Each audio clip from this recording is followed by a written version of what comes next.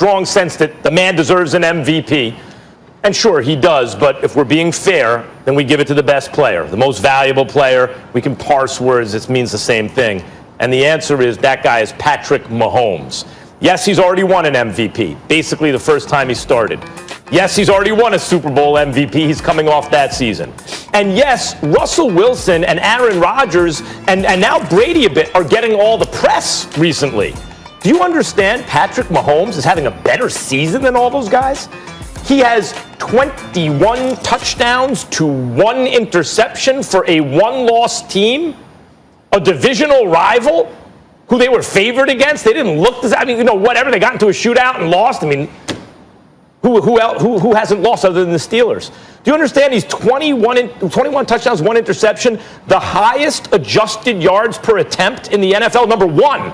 How about his PER, that, advanced stats taken all surely Russell Wilson and Rodgers must beat him there, right? No, they're second and third. You know who's won? Patrick Mahomes. So let me get this straight. He has the best stats. He has the best advanced stats. His team is number 1. He was the Super Bowl MVP and the MVP, meaning he left no doubt. That's the best quarterback in football. He's picking up where he left off, and there's someone better or more valuable than him? No, Russell Wilson is great. Aaron Rodgers is great. Mahomes is better. He's having a better year. He's the MVP so far.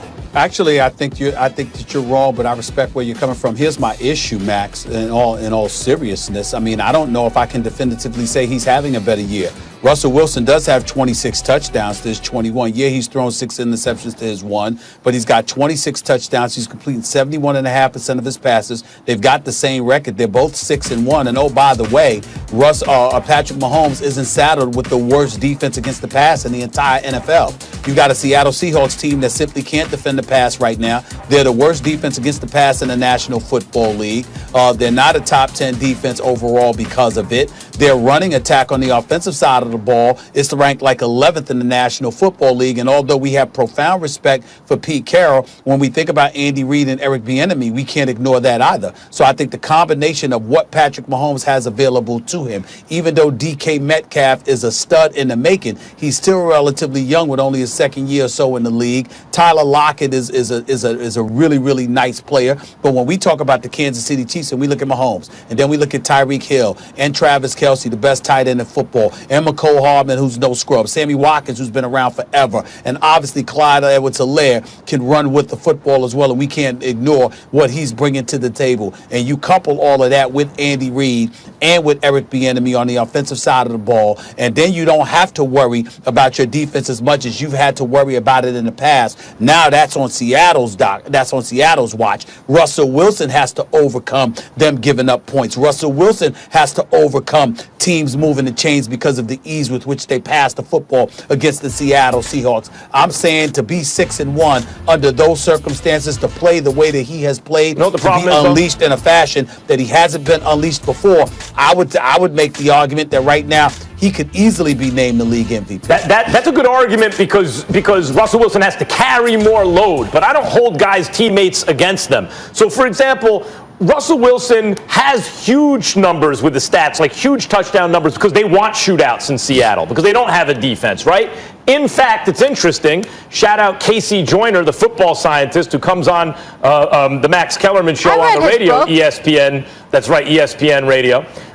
In fact, the Chiefs want to avoid shootouts. Even though they have all those weapons, they want to control you with the running game. And that actually keeps Mahomes' touchdown stats, I think, a little bit artificially depressed. Now, you could say he also doesn't throw as many interceptions. He doesn't have to as much in a shootout. But let's say Mahomes had 30% more touchdowns and 30% more interceptions.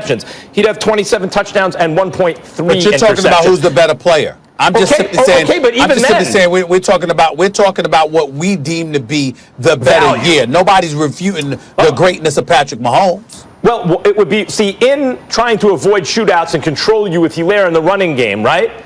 You would think, well, Let's look at their adjusted yards per attempt. In other words, when Mahomes is given the opportunity to let it go, he's the best at it. Not only is he the most accurate, not only does he make the fewest mental errors, but he also gets more with each throw. But you made the argument in the past that we would have seen the same from Russell Wilson had he been unleashed. The fact of the matter is he wasn't, because you had a better defense to rely upon, you had a better running game to rely upon, so he was never asked in the past what he's being asked to do now. Now that he's being asked to do it, you're looking at Patrick Mahomes and saying, well, Patrick Mahomes could do that too if it was necessary. But in the past, you said Russell Wilson, it wasn't called upon him to do so, and that's why he didn't get the MVP. If Russell Wilson was in those seasons throwing 21 touchdowns to 1 interception, like, that's absurd. We don't even think of Mahomes as having this great year so far because we talk so much about Rodgers and Russell Wilson, but he's better than those guys. 21 touchdowns to 1 interception